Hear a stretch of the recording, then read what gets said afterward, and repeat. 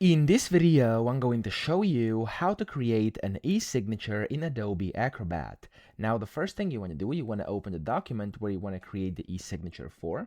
So I have this one open here. It's just like an example.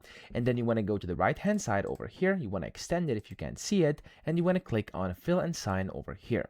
Then you can click on the Sign Yourself button up top. And then you have two options. You could either add or create an e-signature, which is going to be a signature, or just add initials. So let's first go over signature. You simply want to click on it and you have three options. You could either type in your name over here, for example, instant how to, like this, or you could go and draw it. So you can just go ahead and type in whatever you want, for example, instant, and I'm going to do like how and then to. There we go.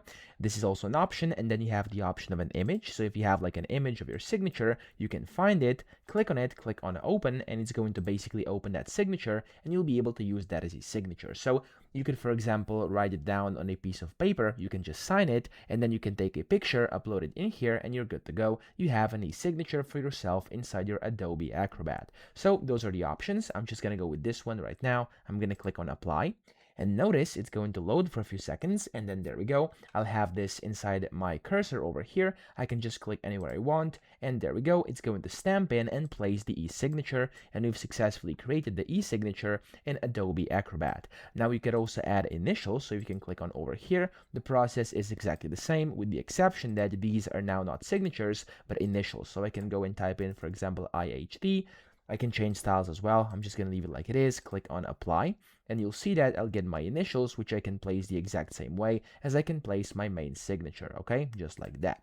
So, of course, if you want to request these signatures, you can do that as well. You can go to the top here, click on request these signatures, type in recipients' emails to basically put them in here, and then you can specify where to sign, and that way you can basically specify how people will sign documents as well. So, that's how to create an e-signature. I hope this video helped you out. If it did, please subscribe to the channel and help me out as well.